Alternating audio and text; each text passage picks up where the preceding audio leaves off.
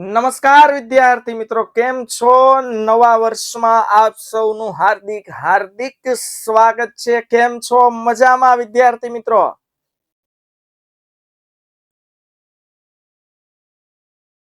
Okay, happy new year to all of you. નવા વર્ષની નવી એનર્જી સાથે તમને બધાને નવા વર્ષના નવા ચેપ્ટરના નવા લેક્ચર સાથે ખૂબ ખૂબ તમારા બધાનું સ્વાગત છે વિદ્યાર્થી મિત્રો.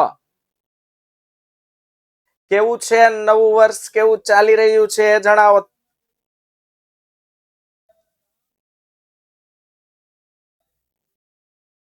નવા વર્ષના રામ રામ. હા, નવું વર્ષ કેવું ચાલી રહ્યું છે? જોરદાર, જબરજસ્ત, તુફાની, સરસ, વેરી ગુડ. અને આવી જ રીતે તમારા હર હંમેશ આવતા નવા વર્ષ, નવું વર્ષ તો એક શું છે કે એક એક પ્રોસેસ છે એમ સમજવું. બાકી આ બધું કન્ટિન્યુ આ દોર છે, જીવનનો એક દોર, ઉતાર ચઢાવ બધું આવ્યા જ કરવાનું છે હજુ.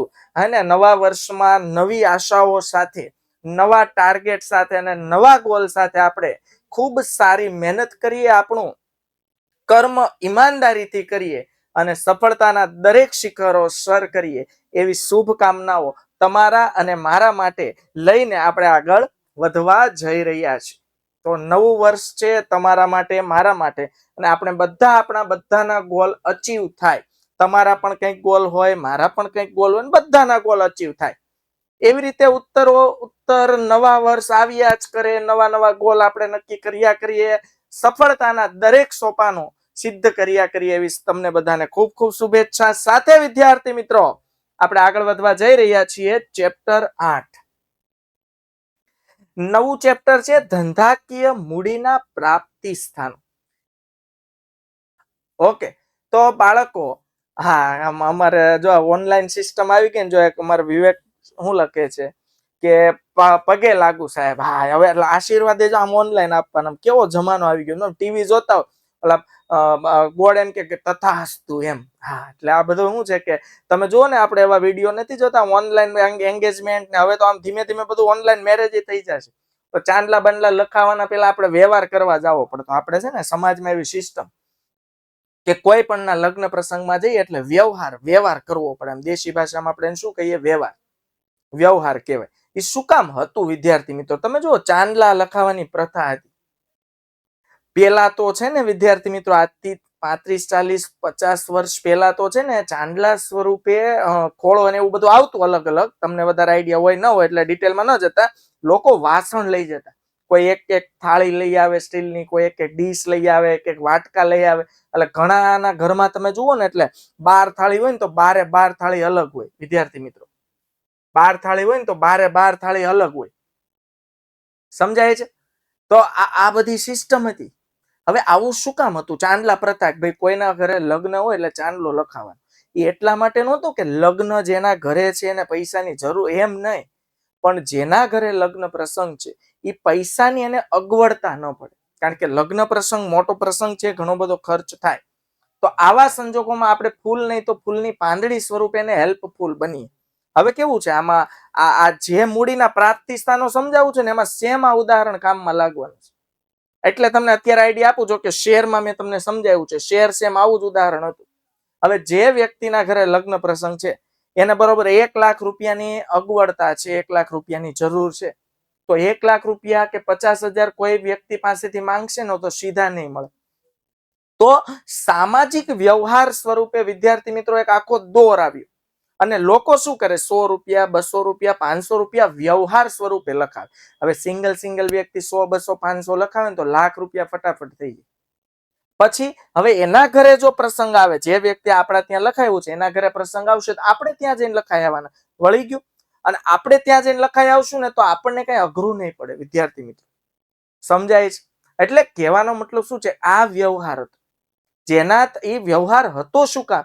કે જેના ઘરે પ્રસંગ છે એને પૈસાની કોઈ તંગી મહેસૂસ ન થાય. અને ફૂલ નહીં તો ફૂલની પાંદડી સ્વરૂપે આપણે એને શું થઈ શકીએ? હેલ્પફુલ. તો આપણે આ ચેપ્ટરમાં વાત કરવાની છે વિદ્યાર્થી મિત્રો, ધંધાકીય મૂડીના પ્રાપ્તિ સ્થાનો.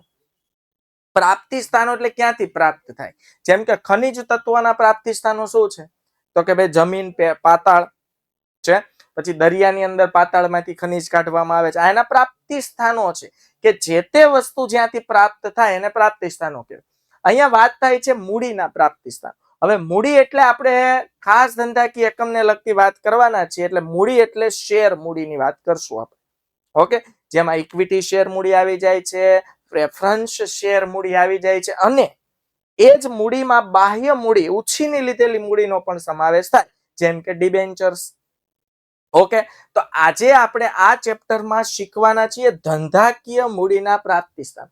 હવે જો કોઈ પણ ધંધો હોય, આપણે જોયું છે વૈયક્તિક માલિકી જોયું છે, સરકારી કંપની જોયું છે, સહકારી મંડળી જોયું છે, ભાગીદારી પેઢી જોયું છે, જોઈન્ટ સ્ટોક કંપની એટલે સંયુક્ત હિસ્સાવાળી કંપની જોઈ છે. આ દરેક ધંધાકીય એકમમાં ઓછા વધતા પ્રમાણમાં જેવો ધંધાનું સ્વરૂપ એટલું મૂડીનું મોટું સ્વરૂપ. ધંધો બહુ મોટો હોય તો મૂડીની જરૂરિયાત વધારે હોય, ધંધો નાનો હોય તો મૂડીની જરૂરિયાત ઓછી હોય. તો આ છે વિદ્યાર્થી મિત્રો ખાસ મૂડીના પ્રાપ્તિ સ્થાન. બરોબર, તો હવે જે ધંધાકીય એકમમાં મૂડીની જરૂરિયાત છે, એ ધંધામાં મૂડીની જરૂર છે, તો ક્યાંકથી તો પ્રાપ્ત થવી જોઈએ ને. વૈયક્તિક માલિકી હોય તો સગા સંબંધી પાસેથી મૂડી લઈ શકીએ, ભાગીદારી પેઢી હોય તો સેમ ભાઈબંધ દોસ્તાર મિત્ર સગા સંબંધી પાસેથી લઈ શકીએ, કંપની હોય તો શેર બહાર પાડે, સહકારી મંડળી હોય તો મંડળીના સભ્યો પાસેથી મૂડી એકત્ર કરે. મૂડી એકત્ર કરવી એટલે પૈસા એકત્ર કરવા, કારણ કે પૈસા વિના ધંધો શક્ય બનવાનો નથી, નાણાં વિના ધંધો શક્ય બનવાનો નથી. સમજાય છે વિદ્યાર્થી મિત્રો? તો આ મૂડી આપણે એઝ અ ધંધાકીય એકમ તરીકે આપણે કોઈ ધંધો ચલાવીએ છીએ, તો ધંધાકીય એકમ તરીકે મૂડી ક્યાં ક્યાંથી આપણે પ્રાપ્ત કરી શકશું તેના વિશે આપણે વાત કરવાની છે. ઓકે, તો વિદ્યાર્થી મિત્રો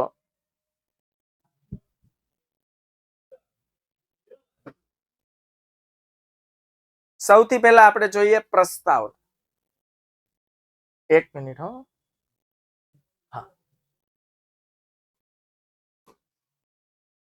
કોઈ પણ સ્વરૂપ હોય, વૈયક્તિક માલિકી હોય, ભાગીદારી પેઢી હોય, સંયુક્ત હિસ્સાવાળી જોઈન્ટ સ્ટોક કંપની હોય, સહકારી મંડળીની વાત લઈ લો, કે સરકારી કંપની હોય કે અન્ય કોઈ પણ કંપની હોય, દરેક ધંધાકીય એકમ ચલાવવા માટે ઓછા વધતા પ્રમાણમાં મૂડીની જરૂર પડે છે. મૂડી મીન્સ પૈસા.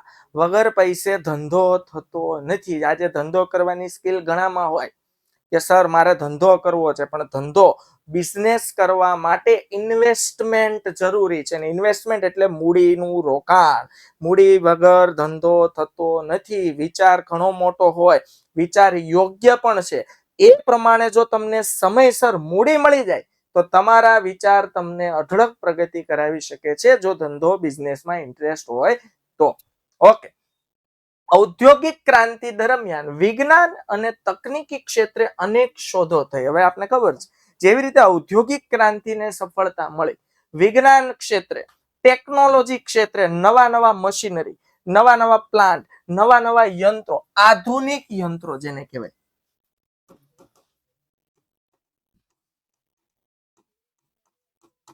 આધુનિક યંત્રો હોય, આધુનિક મશીનરી, ટેકનોલોજીથી ભરપૂર. પેલા કેવા આમ કહેવાય ને આપણી ભાષામાં બાબા આદમના જમાનાના મશીનો હતા.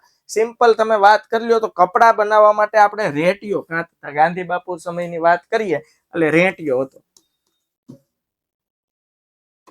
છે. ખાદી, ખાદી કપડું જેને કહેવાય, ખાદીના કપડા બનાવવા માટે. પછી જેમ જેમ જેમ જેમ આગળ વધતા ગયા એમ થોડો તકનીકી ફેરફાર થયો, અને હાલ તમે જુઓ લૂમ્સના જે રેપિયર જેકાર્ડ મશીન આવે છે વિદ્યાર્થી મિત્રો, આખી સાડી તમે જુઓ એમને આમ અલગ અલગ કેટલાય જોયા છે જેકાર્ડ રેપિયર મશીન.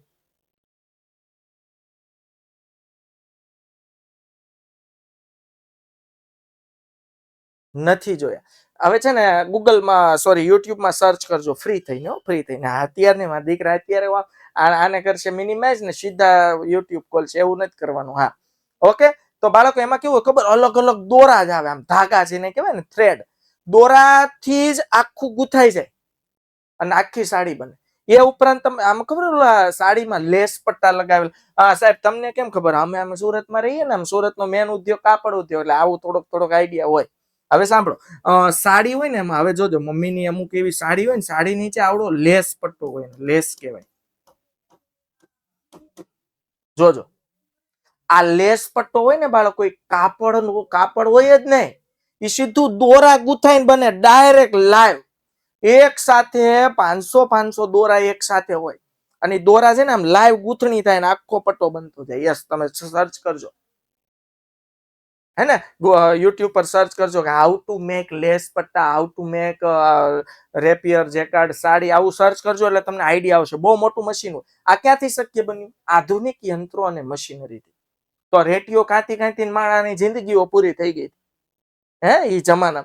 પણ એમાં શું છે કે ઔદ્યોગિક ક્રાંતિ નહોતી, ઉદ્યોગો પ્રત્યે જાગૃતતા નહોતી, આધુનિક યંત્રો નહોતા, આધુનિક મશીનરી ટેકનોલોજી નહોતી. વિદ્યાર્થી મિત્રો સમજાય છે? પણ જેવું આધુનિક યંત્રો આવ્યો એટલે ઓછા સમયમાં વધુ ઉત્પાદન શક્ય. શું બન્યું?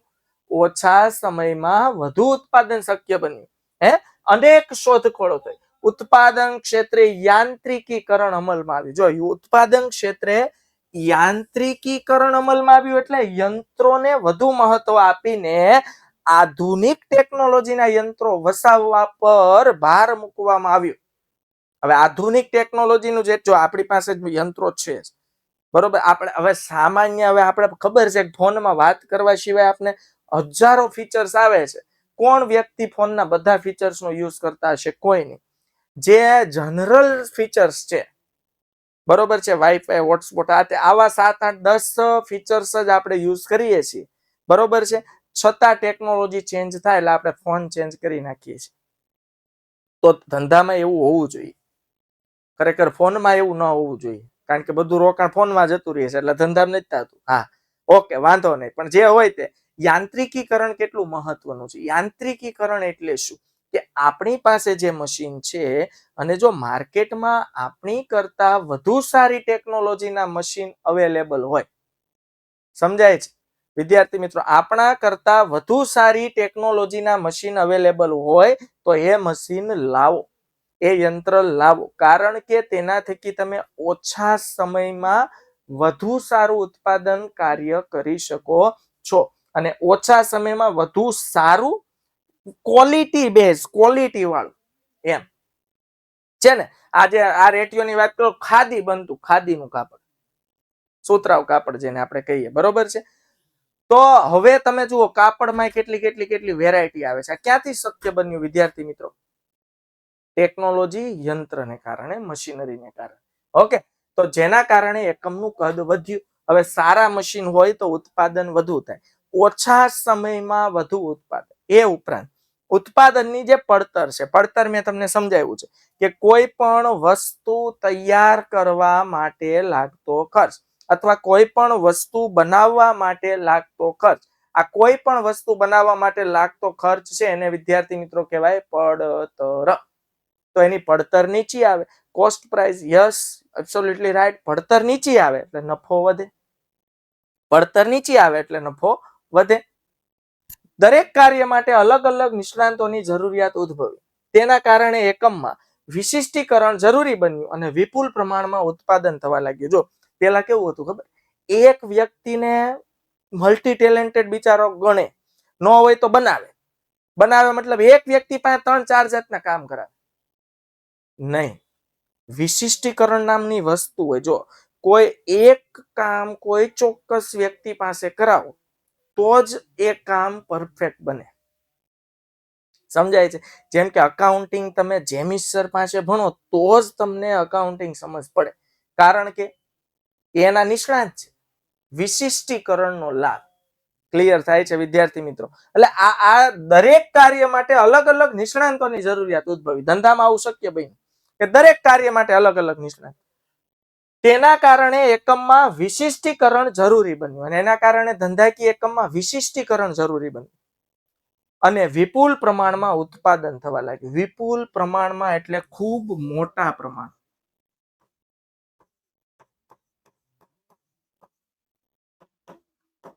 ખૂબ મોટા પ્રમાણમાં ઉત્પાદન થવા લાગ્યું. આ માટે એકમમાં મોટા પ્રમાણમાં મૂડી રોકાણ અનિવાર્ય બન્યું. જો પૂંછડી દબાતી જ હોય, યાદ રાખવાનું. તમારે મોટા પાયે ઉત્પાદન કરવું છે, મોટા પાયે વસ્તુનું ઉત્પાદન કરીને મોટા પાયે એનું વેચાણ કરવું છે, મોટા પાયે વસ્તુનું વેચાણ કરીને મોટા પાયે નફો કમાવવો છે, તો પૂંછડી છેલ્લે ક્યાં આવીને ઊભી રહે? આ બધા આપણા સપના છે, પણ એ માટે મોટા પાયે ધંધો કરવા માટે મોટા પ્રમાણમાં મૂડી રોકાણ અનિવાર્ય છે, એટલે અતિ આવશ્યક છે. અતિ આવશ્યક છે. લ્યો, આ પૂંછડી દબાણી કહેવાય છે. મારે ખૂબ મોટી ફેક્ટરીની સ્થાપના કરવી છે, ખૂબ મોટા પ્રમાણમાં વસ્તુનું ઉત્પાદન કરવું છે, વસ્તુનું ઉત્પાદન થયા પછી ખૂબ મોટા પ્રમાણમાં વસ્તુનું વેચાણ કરવું છે, વેચાણ કરીને ખૂબ મોટી શું કહેવાય નફો કમાવો છે, મોટી મોટી લક્ઝરી ગાડીઓ લેવી છે, મોટો બંગલો લેવો છે.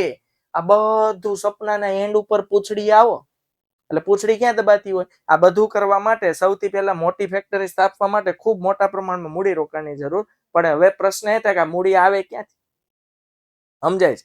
તો આ ચેપ્ટરમાં આપણે એ શીખવાનું છે કે ધંધો તમારે કરવો છે, ધંધો ચલાવવો છે, તો મૂડીના પ્રાપ્તિ સ્થાનો કયા કયા છે? તો કોઈ એક વ્યક્તિ કે જૂથ દ્વારા મૂડી રોકાણ કરવાનું અને જોખમ લેવાનું અશક્ય બન્યું છે. કોઈ એક વ્યક્તિ કે જૂથ દ્વારા મૂડી રોકાણ કરવાનું અને જોખમ લેવાનું અશક્ય બને. કરી શકે નો ડાઉટ, પણ આ જોખમી કહેવાય ને. હવે હું એકલો 5 કરોડનું રોકાણ કરું તો ડૂબે તો સીધા મારા એકના 5 કરોડ જાય, એટલે આ બધું જોખમ વાળું હતું. પરિણામે ધંધાકીય વ્યવસ્થાનું કંપની સ્વરૂપ અસ્તિત્વમાં આવ્યું. મેં કીધું ને, અહીંયા આપણે વાત કરવાની છે કંપની મૂડી ક્યાંથી લાવે છે, અને એના વિશે આવે ઇક્વિટી શેર મૂડી, પ્રેફરન્સ શેર મૂડી, અને ઉછીના લીધેલા નાણાં હોય તો ડિબેન્ચર કે બોન્ડ્સ. ડન? ક્લિયર થાય છે? તો બાળકો, ધંધાકીય વ્યવસ્થાનું એક મોટું સ્વરૂપ અસ્તિત્વમાં આવ્યું અને કંપની છે જાહેર જનતા પાસેથી મૂડી ભંડોળ ભેગું કરી શકે. આ સેમ ચેપ્ટર આવું છે ને 12મા ધોરણમાં આવશે, એટલે વિદ્યાર્થી મિત્રો વ્યવસ્થિત આમાં ધ્યાન આપજો. ઓકે. સાથે સાથે નાણાંના વિવિધ પ્રાપ્તિ સ્થાનો અસ્તિત્વમાં આવ્યા. હવે કંપની સ્વરૂપ અસ્તિત્વમાં આવ્યું. કંપની એટલે ધંધાકીય એકમનું સૌથી મોટું અને સૌથી જાયન્ટ સ્વરૂપ, વિશાળ સ્વરૂપ. હવે કંપની સ્વરૂપ વિદ્યાર્થી મિત્રો અસ્તિત્વમાં આવ્યું તો મોટા પાયે મૂડીની આવશ્યકતા ઊભી થઈ, મોટા પાયે મૂડીની જરૂરિયાત ઊભી થઈ. હવે આ મોટા પાયે મૂડી લાવવી ક્યાંથી? તો એ માટે ઘણા બધા પ્રાપ્તિ સ્થાનો અસ્તિત્વમાં આવ્યા, જેના વિશે આપણે આ ચેપ્ટરમાં ચર્ચા કરવાની છે. ઓકે. ઉસકે બાદ બાળકો, ધંધાકીય મૂડીનો ખ્યાલ એવું લખીને આપ્યું. જો તમે નામું ભણો છો, નામું એટલે અકાઉન્ટિંગ. નામાની દ્રષ્ટિએ મૂડી શબ્દ મર્યાદિત અર્થમાં વપરાય છે. બાળકો, ધંધાકીય એકમમાં આપણે જે નામું હિસાબો લખીએ છીએ એના દ્રષ્ટિકોણથી મૂડી એટલે એમ ધંધાકીય એકમમાં કેવું ખબર કે ધંધાનો માલિક જે વસ્તુનો ધંધો કરતો, બરોબર છે, એ ધંધો કરવા માટે ધંધામાં જે રોકડ રકમ કે માલ મિલકત લાવે, બરોબર, એને મૂડી કહેવાય. જો અહીંયા લખ્યું છે, જેમાં મૂડી એટલે શું ખબર છે? એમ કે નામાની દ્રષ્ટિએ, બહુ ટૂંકો કોન્સેપ્ટ નામાની દ્રષ્ટિએ મૂડી એટલે ધંધાના માલિકોએ ધંધામાં રોકેલ રોકડ રૂપિયા, માલ કે મિલકતને મૂડી કહેવાય. આ સિમ્પલ ટૂંકો અને ટચ એકદમ નાનકડો ખ્યાલ છે, નાજુક છે, પરંતુ વાણિજ્યમાં મૂડી શબ્દ વ્યાપક અર્થમાં વપરાય છે. આપણે વાણિજ્યમાં મૂડી શબ્દનો અર્થ ખૂબ વ્યાપક અર્થમાં એટલે ખૂબ વિસ્તૃત સ્વરૂપે એટલે ખૂબ ડિટેલમાં ફેલાયેલો છે. તો નામાની દ્રષ્ટિએ ધંધાનો માલિક ધંધામાં રોકડ રકમ એટલે કેશ, રોકડ રકમ, માલ મિલકત એટલે માલ સ્ટોક. હવે આપણે ધંધો કરીએ તો માલ સ્ટોક તો ભરવો પડે ને. જેમ કે અમે આ વિદ્યાકુલ ચલાવીએ છીએ, બરોબર છે, તો આ બધું ઇન્વેસ્ટમેન્ટ તો કરવું પડે કે નહીં? આ ધંધાનો માલ સ્ટોક કહેવાય. એમ કોઈ આપણે વસ્તુનું વેચાણ કરતા હોય તો એના માટે માલ સ્ટોક તો ભરવો પડે કે નહીં? તો માલ સ્ટોક. પછી મિલકત એટલે કે અસેટ્સ. હવે વસ્તુનું ઉત્પાદન કરવા માટે મશીનરી, યંત્રોની જરૂર પડે, તો એ અસેટની વાત થાય છે. તો ધંધાનો માલિક ધંધામાં જે રોકડ રકમ કે માલ મિલકત લાવે તેને ધંધાના માલિકની મૂડી કહે છે. આ એકદમ સિમ્પલ, શોર્ટ અને સ્વીટ ખ્યાલ થઈ ગયો, એકદમ નાના પાયે. પણ વાણિજ્યમાં એટલે કે આપણા બીએ વિષયની જો વાત કરીએ ને તો મૂડી એટલે વ્યાપક અર્થ ધરાવે છે, ખૂબ વિસ્તૃત. જોઈ, ધંધાના માલિકે ધંધામાં પોતે રોકેલી રકમ ઉપરાંત, જો આવ્યું હવે અહીંયા જોજો, અહીંયાથી બધું ચેન્જીસ થાય છે. ધંધાના માલિકે ધંધામાં પોતે જે મૂડી રોકાણ કર્યું છે તો ઠીક, એ ઉપરાંત વિવિધ પ્રાપ્તિ સ્થાનોમાંથી ઉછીની લીધેલી રકમનો પણ મૂડીમાં સમાવેશ થાય છે. વિવિધ પ્રાપ્તિ સ્થાનોમાંથી ઉછીની લીધેલી રકમોનો પણ મૂડીમાં સમાવેશ થાય છે. આમ વ્યાપક અર્થમાં મૂડી એટલે ધંધાની નાણાકીય જરૂરિયાતો સંતોષવા માટે ઊભું કરવામાં આવેલું ભંડોળ. જો વ્યાપક અર્થમાં તમારે મૂડીનો ખ્યાલ લખવો હોય તો અહીંથી શરૂ થાય કે મૂડી એટલે ધંધાની નાણાકીય જરૂરિયાતો સંતોષવા માટે ઊભું કરવામાં આવેલું ભંડોળ. ધંધાકીય એકમની દરેક પ્રકારની નાણાકીય જરૂરિયાતો સંતોષવા માટે, માલ સ્ટોક ખરીદવો હોય તો પૈસાની જરૂર પડે, મશીન લેવા હોય તો પૈસાની જરૂર પડે, યંત્રો ખરીદવા હોય તો પૈસાની જરૂર પડે, વેચાણ વધારવું હોય તો જાહેરાત ખર્ચ કરવો પડે, પૈસાની જરૂર પડે. કોઈ પણ ક્ષેત્રમાં નાણાકીય જરૂરિયાત ઊભી થાય અને આ નાણાકીય જરૂરિયાત સંતોષવા માટે જે ઊભું કરવામાં આવે એને કહેવાય મૂડી ભંડોળ. સમજાય છે વિદ્યાર્થી મિત્રો? ક્લિયર થાય છે? તો બાળકો, મૂડી એટલે ધંધાની નાણાકીય જરૂરિયાતો સંતોષવા માટે ઊભું કરવામાં આવેલું ભંડોળ. ધંધાકીય એકમની નાણાકીય જરૂરિયાતો સંતોષવા માટે ઊભું કરવામાં આવેલું ભંડોળ. હાલો વિદ્યાર્થી મિત્રો, ક્લિયર થાય છે? એવરીબડી સમજાય છે? જુઓ તો વેકેશન ગાળવા કેટલા જતા રહ્યા છે?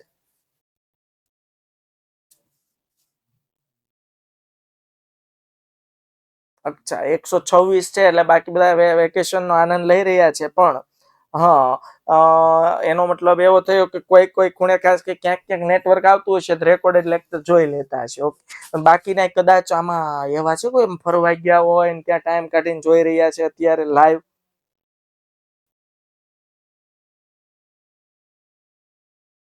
હા, મારે દેવાંશી. ઓકે, ક્યાં બેન તમે ક્યાંથી જોઈ રહ્યા છો?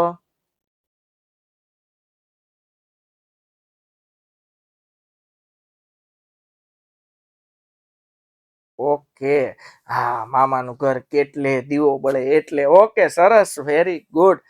તો 126 વિદ્યાર્થી જોઈન છે, સારું છે, ભણવા માટે ડેડિકેટેડ છે. આઈ એમ વેરી હેપી. ચોટીલા જય ચામુંડામાં, જય મારે ચોટીલાથી છે, બાકી બધા પોતપોતાના ઘરેથી છે. કાંઈ વાંધો નહીં, ફરવા જવાય, એમાં કાંઈ વાંધો નહીં. 12માં લગભગ જવાનો ટાઈમ નહીં રહે. 11માં અમુક શું છે કે હવે સાહેબ 11માં શું છે થોડુંક ફરી લઈ, નકર પછી 12માં શું છે તમે જવા નહીં દો. હા, અને અમે કદાચ જવા દેવું પણ તમે ખુદ નહીં જાવ.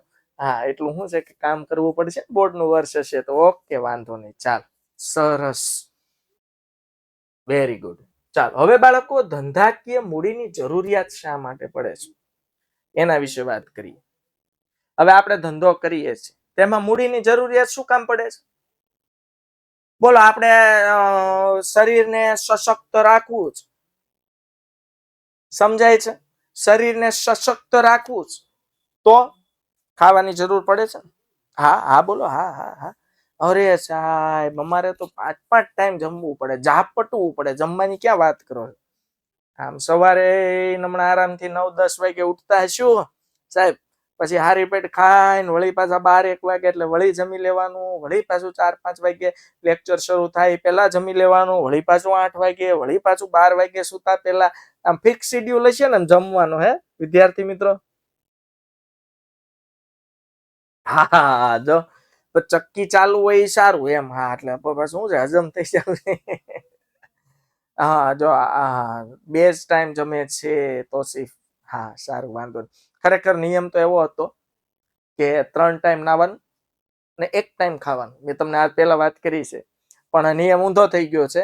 1 ટાઈમ નાવાનું ને 3 ટાઈમ જમવાનું એટલે કે ખાવાનું. કાંઈ વાંધો નહીં. ચાલો.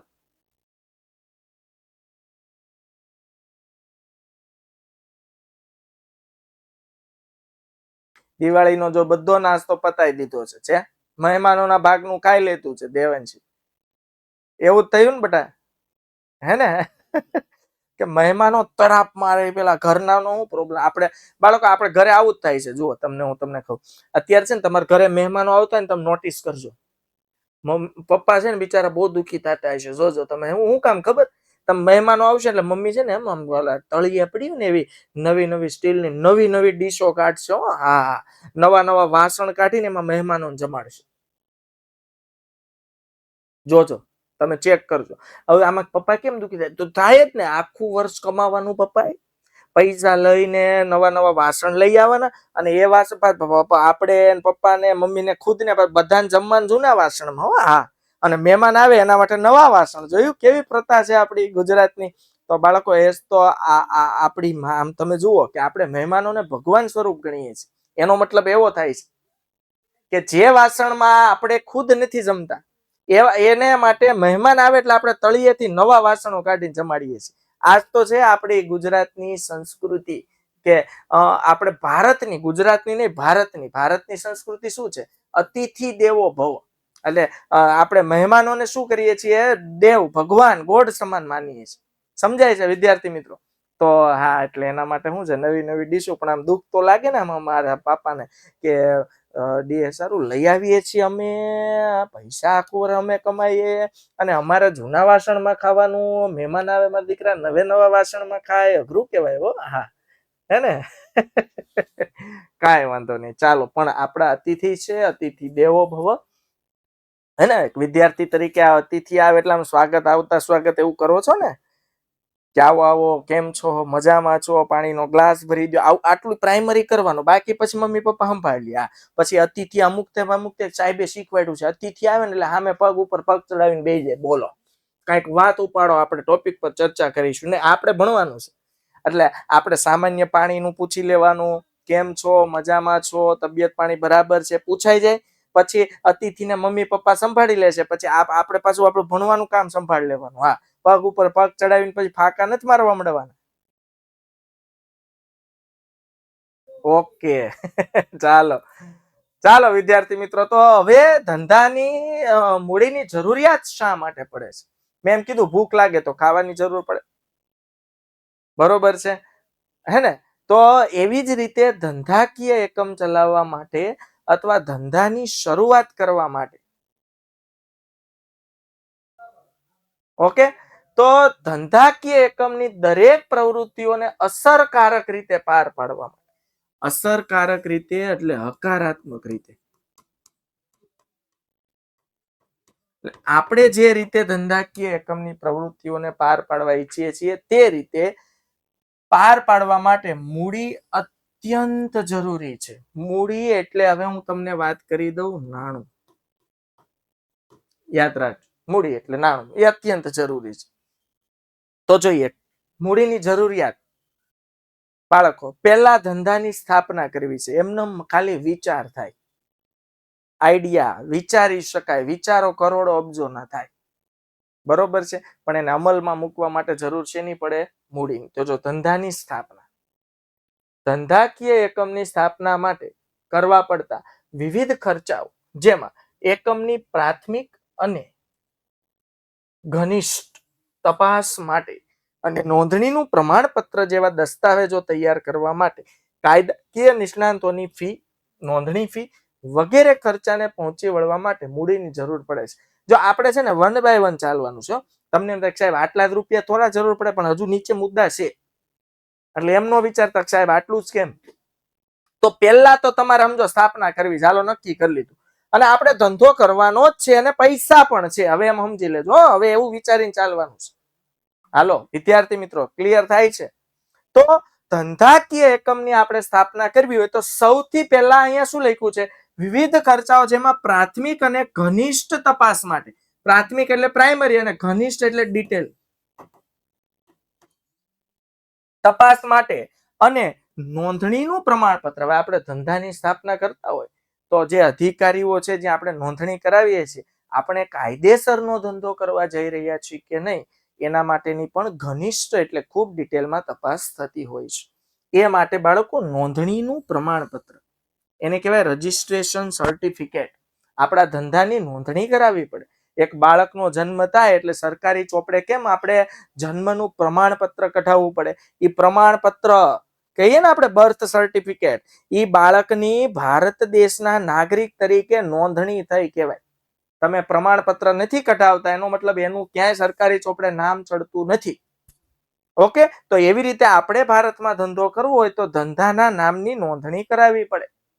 એના માટે હવે સામાન્ય બર્થ સર્ટિફિકેટ માટે આપણે કેટલાક દસ્તાવેજો રજૂ કરવા પડતા હોય. તેના માટે નોંધણીનું પ્રમાણપત્ર જેવા દસ્તાવેજો તૈયાર કરવા માટે કાયદાકીય નિષ્ણાંતોની ફી, નોંધણી ફી વગેરે ખર્ચાને પહોંચી વળવા માટે મૂડીની ખાસ જરૂરિયાત પડે છે. સ્વાભાવિક છે કે ભાઈ તમારે ધંધાકીય એકમની સ્થાપના કરવી છે તો પ્રાઇમરી બેઝ પર તમે એનું રજીસ્ટ્રેશન કરાવો છો, એના માટેના ડોક્યુમેન્ટ તૈયાર કરો છો.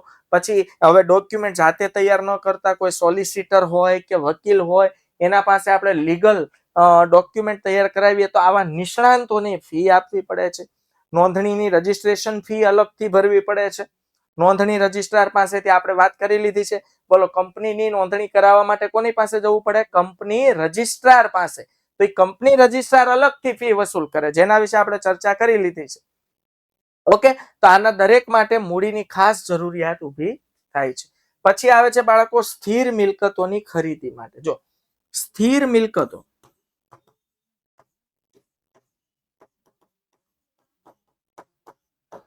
જેને કહેવાય વિદ્યાર્થી મિત્રો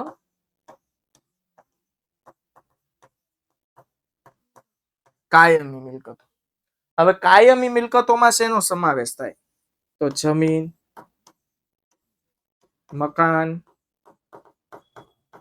પ્લાન્ટ, યંત્રો, ફર્નિચર વગેરે વગેરે. કાયમી મિલકત એટલે એવી મિલકત જે મિલકત ધંધાકીય એકમમાં લાંબા સમય સુધી સાથ આપવાની છે. હવે આવી કાયમી મિલકતો ખરીદવા માટે ખર્ચો પણ વધુ કરવો પડે. વિદ્યાર્થી મિત્રો સમજાય છે? ઓકે ઓકે, તો જોઈએ ધંધાકીય એકમમાં લાંબા સમયગાળા માટે જે મિલકતોમાં રોકાણ કરવામાં આવે છે તેને સ્થિર મિલકતો કહે. સ્થિર હોય, સ્ટેબલ. હવે જો જમીન છે કે ભાઈ આજે જમીન ખરીદીને 3 દિવસ પછી ધંધો કઈ વેચી નથી નાખતો. મશીન તો આજે મશીન ખરીદીને અઠવાડિયા પછી મશીન વેચી નાખવાનું નથી. મશીનનો લાંબા સમય માટે યુઝ કરવા માટે, લાંબો સમય સુધી એનો વપરાશ કરવા માટે મશીન ખરીદ્યું હોય છે. તો બાળકો તેને સ્થિર મિલકત કહે છે. આવી મિલકતોમાં વારંવાર ફેરફાર શક્ય બનતો નથી. છે લખીને આપ્યું કે ભાઈ સ્થિર મિલકત છે એમાં વારંવાર ફેરફાર શક્ય નથી બનતો. તમે આજે આધુનિક ટેકનોલોજીનું મશીન આવ્યું ને 3 દિવસ પછી તમને એમ થાય કે હું વેચી નવું લઈ લઉં તો નુકસાન જ થાય. એટલે એવું વારંવાર થતું નથી. સ્થિર મિલકતોમાં જમીન, મકાન, પ્લાન્ટ, યંત્રો, વાહનો વગેરે નો સમાવેશ થાય છે જે ધંધાકીય એકમમાં લાંબા સમયગાળા માટે હોય. બાળકો એક સિમ્પલ ભાષામાં તમને કહું ને, જ્યાં જ્યાં એમ આવે ને લાંબા સમયગાળામાં, તમારે શું સમજવાનું ખબર? જે મિલકત ધંધામાં 12 માસ 1 વર્ષથી વધુ સમય માટે હોય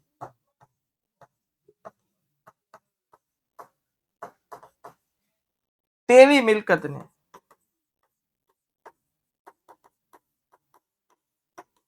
સ્થિર મિલકત કહે છે. સમજાય છે?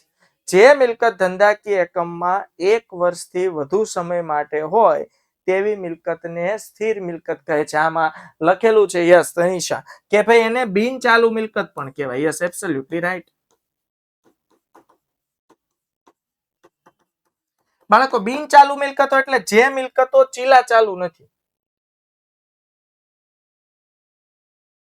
ચીલા ચાલુ નથી મતલબ હવે ચાલુ મિલકત કોને કહેવાય? આવજા શરૂ જ હોય એને ચાલુ મિલકત કહેવાય. બિન ચાલુ મતલબ સ્થિર, લાંબા સમયગાળા સુધી ધંધામાં હોય છે.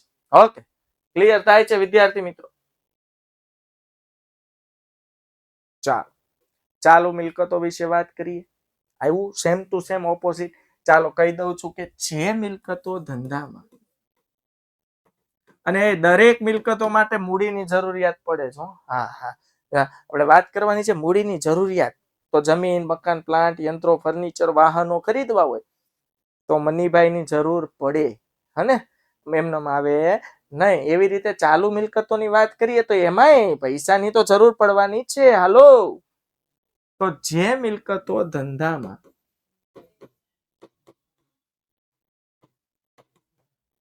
એક વર્ષથી ઓછા સમય માટે હોય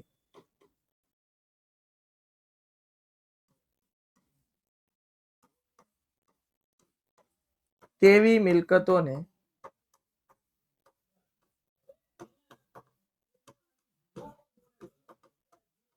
ચાલુ મિલકતો કહે છે. તો જે મિલકતો ધંધામાં એક વર્ષથી ઓછા સમય માટે હોય તેવી મિલકતોને ચાલુ મિલકતો કહે છે. સાંભળો, હવે ધંધાકીય એકમમાં બાળકો રોજબરોજની અમુક એવી પ્રવૃત્તિઓ હોય જે ચલાવવા માટે પૈસા કેશની જરૂર પડે. જુઓ, રોજબરોજની પ્રવૃત્તિ સરળતાથી ચાલે તે માટે ધંધામાં કાર્યશીલ મૂડીની જરૂર પડે. બાળકો, કાર્યશીલ મૂડી ને છે ને જીવન રક્ત સમાન મૂડી કહેવાય.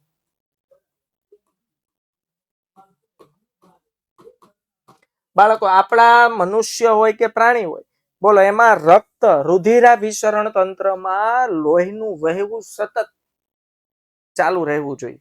તો જેમ બાળકો જીવન રક્ત છે, જીવન જીવવા માટે લોહીની જરૂર છે, એમ ધંધો ચલાવવા માટે કાર્યશીલ મૂડીની જરૂર છે. જો કેટલું સિમ્પલ એમ સમજી જાઓ કે આપણા જીવનમાં લોહીનું જેટલું મહત્વ છે, રુધિરાભિસરણ તંત્ર એટલે કે આ નસોમાં દોડતું જે રક્ત છે એની જેટલી જરૂર છે, એમ ધંધામાં કાર્યશીલ મૂડી દોડવી જોઈએ, નહીતર ધંધો થઈ જાય બંધ. ઓકે, તો કાર્યશીલ મૂડીના કોનો સમાવેશ થાય? કાચો માલ ખરીદવા માટે, રો મટીરિયલ તમારે ખરીદવું છે તો એના માટે પૈસાની જરૂર પડે. એ હાલો હાલો હાલો હાલો, પછી વેતન મજૂરી ચૂકવવા માટે, બોલો, 6 મહિને પગાર થાય, 1 વર્ષે પગાર થાય, એવું ક્યાંય સાંભળ્યું નહીં? મહિને. અને કેટલીક વાર મજૂરીના કેસમાં તો ડેઈલી બેઝ પર હોય, દિહાડી જેને કહેવાય. દરરોજ કર્મચારી આવે, કામ કરે, દરરોજના દરરોજ પૈસા આપી દો. તો આવા સંજોગોમાં કેશ, રોકડ રકમની જરૂર પડે. હવે આવા બધા જે વ્યવહારો છે કે એક વર્ષ સુધી ન ચાલે, ખૂબ ટૂંકા ગાળા માટે. જો કે આ લોકોએ મર્યાદા એવી આપી છે 1 વર્ષથી ઓછો સમય. બાકી આ મૂળ 1 દિવસ, 2 દિવસ, 15 દિવસ કે મહિના દિવસનો ખેલ હોય.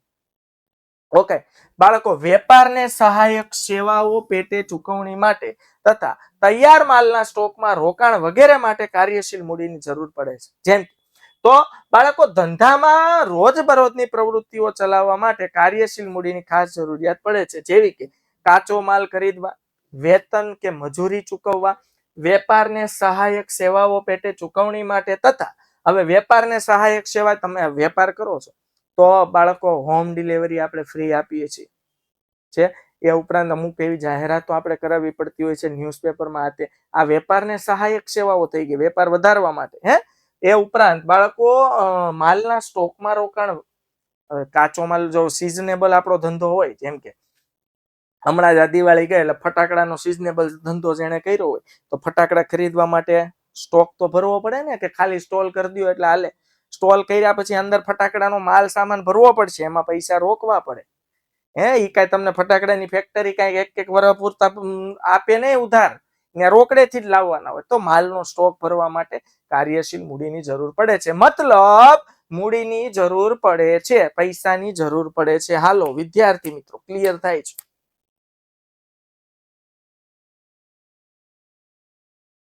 ઓકે, ધંધાના આધુનિકીકરણ અને વિસ્તરણ માટે બાળકો, ધંધાના આધુનિકીકરણ માટે એટલે ધંધામાં યંત્રો કે મશીનરી બાબતે નવીનતા, લેટેસ્ટ, આપણી ભાષામાં આપણે કહીએ છીએ ને લેટેસ્ટ વસાવો, વિસ્તરણ કરવા માટે એટલે ધંધાનો વિકાસ કે વિસ્તાર વધારવા માટે,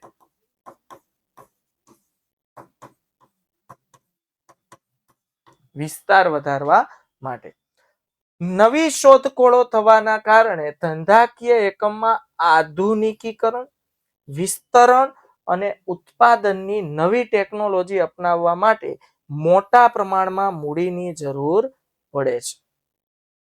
સ્વાભાવિક છે.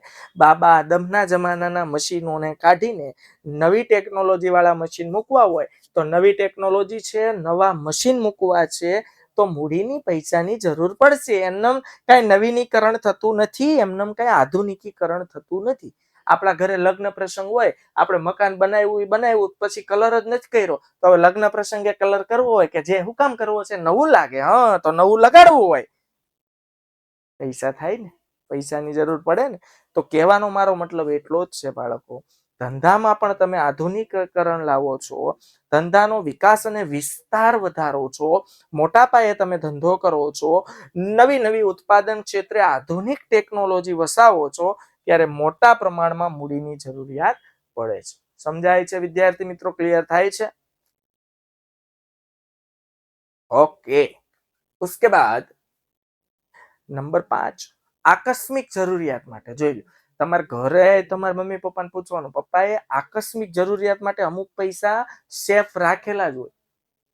આકસ્મિક જરૂરિયાતો પૂછીને આવતી નથી. એ હાલો હાલો હાલો. સમજાય છે વિદ્યાર્થી મિત્રો? ક્લિયર થાય છે? તો આના માટે ખાસ ધંધામાં પણ કેટલીક આકસ્મિક જરૂરિયાતો આવી પડે, હે ને? એના માટે પૈસા હોવા જોઈએ, પેન્ડિંગ પડેલા હોવા જોઈએ. પેન્ડિંગ નાણાં પેન્ડિંગ હોવા જોઈએ. એટલે ગમે ત્યારે આકસ્મિક જરૂરિયાત આવીને ઊભી પડે અને ડબ્બો ખોલો એટલે એમાં પૈસા હોય. હા, સમજાય છે? પછી એક બાજુ આકસ્મિક જરૂરિયાત આવીને ઊભી પડી હોય ને એક બાજુ આપણે પૈસા ગોતવા નીકળી પડ્યા હોય, ચાલે નહીં. સમજાય છે વિદ્યાર્થી મિત્રો? ક્લિયર થાય છે?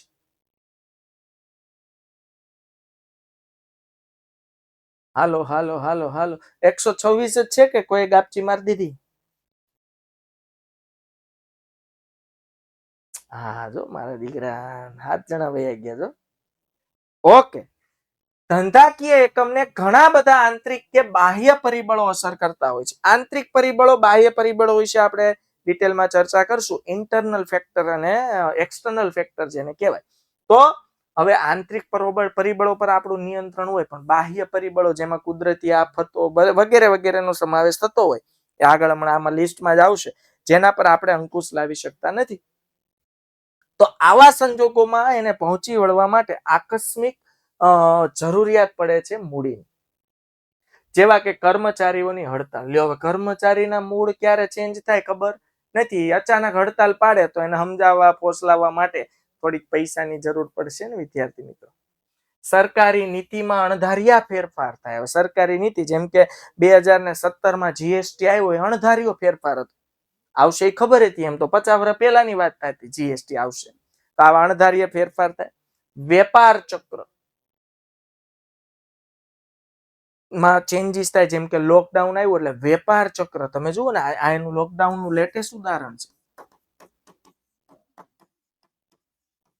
લોકડાઉન આવ્યું વિદ્યાર્થી મિત્રો, એટલે વેપાર ચક્રમાં ચેન્જીસ થયા. Okay, done, clear? અટકી ગયા વેપાર ચક્ર અને એનું પાછું કમ્પ્લીટ પાછું સર્ક્યુલેશન આવતા સમય લાગ્યો હતો, એટલે મંદી નડી. ઓકે. તો આવી કુદરતી આપત્તિઓ વગેરે પરિબળોનો સામનો કરવા માટે આકસ્મિક મૂડીની જરૂરિયાત ખાસ ઊભી થાય છે. ધંધાકીય એકમમાં નાણાંનું મહત્વ. નાણાં વિનાનો નાથ્યું, નાણે નાથા લાલ. આ કહેવત મેં તમને સમજાવી છે. સમજાય છે? નાણાં વિનાનો નાથ્યો, નાણે નાથા લાલ. તો જે ધંધામાં નાણું હોય ને, એ જ ધંધાની કદર થાય. નાણાં વિનાનો ધંધો એ નાથિયા જેવો કહેવાય, એની કોઈ વેલ્યુ ન હોય. તો નાણું એવી ધરી છે કે જેની આસપાસ બધી જ આર્થિક પ્રવૃત્તિઓ ઘૂમ્યા કરે છે. સૂર્યની આસપાસ જેમ બધા ગ્રહો ફરે છે.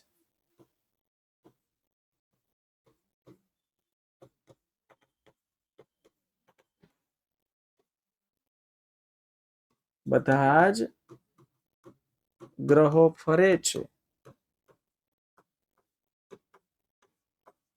તેવી જ રીતે નાણાંની આસપાસ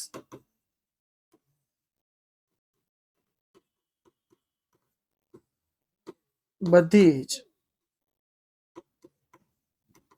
આર્થિક પ્રવૃત્તિઓ ઘૂમે છે, રૂમચુમ ઘૂમતા ઘૂમ્યા જ કરે. હા, નાણું હોય ને તમે જોજો, માખી હોય, માખી કે સૌથી વધુ ક્યાં ગણગણે? ગળિયો પદાર્થ હોય ને ત્યાં. કીડીનું ઝુમખું ક્યાં ભેગું થાય? ગળિયો પદાર્થ હોય ને ત્યાં. એમ ધંધાની દરેક પ્રવૃત્તિઓ ક્યાં ફરે? જ્યાં નાણું હોય ને ત્યાં. નાણું ન હોય ત્યાં એક પણ પ્રવૃત્તિ ભેગી આવે નહીં. મારે મારે સમજો કે આ 500 રૂપિયાની પેન લેવી છે, પૈસા નથી, પતી ગયું, પૂરું, હકેલ લેવાની દુકાન. ક્લિયર થાય છે? ઓકે.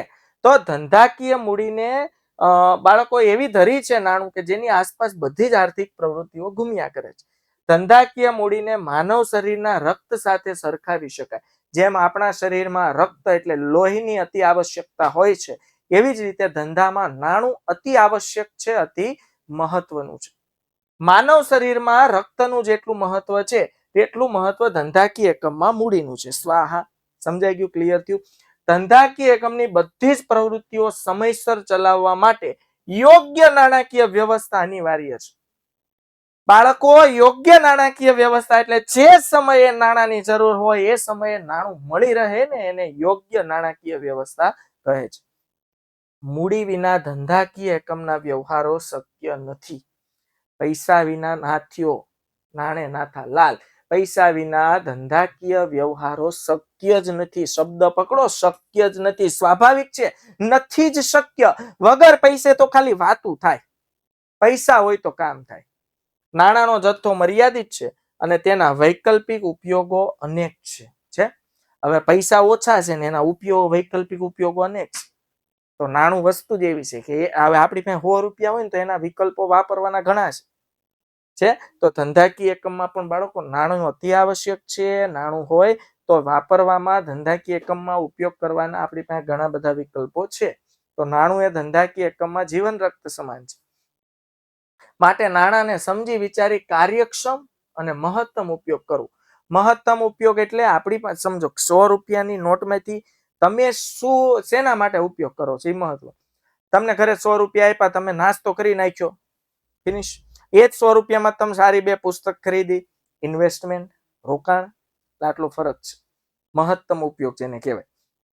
ધંધામાં નાણાંની અછતને કારણે ઘણી મુશ્કેલીઓનો સામનો કરવો પડે છે. સ્વાભાવિક છે. જેમ કે લેણદારોને ચૂકવણીમાં વિલંબ થવાથી ધંધાકીય એકમની શાખ, પ્રતિષ્ઠા, ઇજ્જત, માન સન્માન અને વેલ્યુ જોખમાય છે. આપણે ઉધાર માલનું ખરીદી કરી હોય તો આપણે એને પૈસા આપવાના છે. આપણે કીધું હતું 15 દિવસે હું આપી દઈશ, પણ નાણાંના અભાવના કારણે 15 મહિના થઈ ગયા. તો માર્કેટમાં આપણી શાખ, પ્રતિષ્ઠા, ઇજ્જત, વેલ્યુ અને માન સન્માનમાં શું થાય છે? ઘટાડો થાય છે. ક્યારેક નફાકારક રોકાણની ઉજ્જવળ તકો જતી કરવી પડે છે. નફાકારક રોકાણની ઉજ્જવળ તકો એટલે સમજો કે આપણે કોઈ એવો સિઝનેબલ ધંધો કરીએ છીએ અને એના માટે આપણે અત્યારે માર્કેટ એવું છે, સમજો હું એસી નો મોટો શોરૂમ ચલાવું છું. હવે શિયાળામાં જો મારી પાસે પૈસા હોય ને તો હું 1000 એસી ખરીદી લઉં ને તો ઉનાળામાં વેચવામાં મને ફાયદો થાય. પણ એ ક્યારે શક્ય બને? નાણું હોય તો. સિમ્પલ. રોકડ વટાવનો લાભ જતો કરવો પડે. પૈસા ન હોય એટલે ઉધાર માલની ખરીદી કરો એટલે તમને કોઈ ડિસ્કાઉન્ટ ન આપે. રોકડેથી ખરીદી કરો તો તમને ડિસ્કાઉન્ટ આપે. તો નાણાંની અછતને લીધે રોકડ વટાવનો લાભ જતો કરવો પડે છે. કાચા માલની સમયસર ખરીદી ના કરી શકાય વગેરે માટે પૂરતા પ્રમાણમાં મૂડી હોવી અત્યંત આવશ્યક છે. કાચો માલ ખરીદવો હોય, પૈસા નથી, સમયસર ખરીદી શકતા નથી, તો આ દરેક પ્રવૃત્તિ માટે નાણું અતિ અને અતિ આવશ્યક છે. સમજાય છે વિદ્યાર્થી મિત્રો? ક્લિયર થાય છે? હાલો, હા કે ના? ઓકે. તો વિદ્યાર્થી મિત્રો, આ થઈ નાણાંની જરૂરિયાત, મૂડી નો ખ્યાલ અને તો ધંધાકીય એકમની સ્થાપના, નોંધણીથી માંડીને મશીનરો, કાયમી મિલકતો, બિનચાલુ મિલકત, ચાલુ મિલકત, કાર્યશીલ મૂડી માટે દરેક જગ્યાએ નાણાંની અતિ આવશ્યકતા ઊભી થાય છે. આકસ્મિક જરૂરિયાતોને પહોંચી વળવા માટે પણ નાણું અતિ આવશ્યક છે. ઓકે વિદ્યાર્થી મિત્રો, સમજાયો ટોપિક?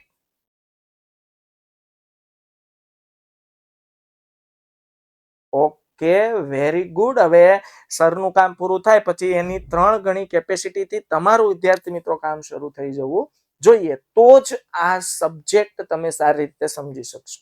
ઓકે, તો હું એવી આશા રાખું છું કે સાહેબ જે કેપેસિટીથી કામ કરે છે એનાથી 3 ગણી કેપેસિટીથી તમે વાંચીને મોઢે કરશો.